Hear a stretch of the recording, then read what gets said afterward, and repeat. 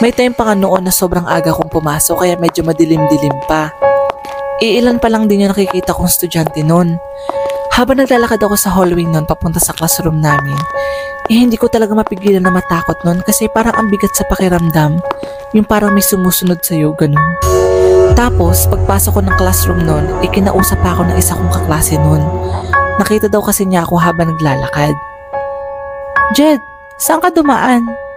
Doon sa second floor sa my college area. Bakit? Hala, bakit doon ka dumaan? Bakit? Anong meron? May nagpapakita daw kayang babae doon.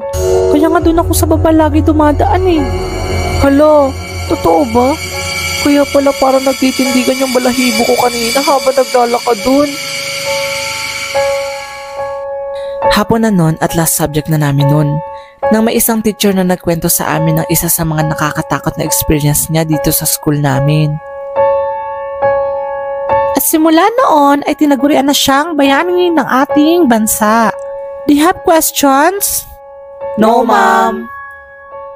Pwes, kung ganon, ako ang may tanong sa inyo. Ay, yes pala, ma'am. Maaga kasi natapos yung klase niya noon, kaya nagkwento siya para pampalipas siguro ng oras. Class, nabalitaan niyo ba yung nangyari kahapon? Ano po yun, ma'am? May nasapian na naman daw dyan sa kabilang section ah. Ay, oo nga po, ma'am. Nakakatakot yung itsura niya kahapon. Oo nga daw. Alam niyo, class, huwag na kayo magtaka. Kasi kahit ako, madaming beses na din akong pinakitaan ng multo dito sa school na to. Bakit, ma'am? Ano pong nangyari? Oh, makinig kayo ah.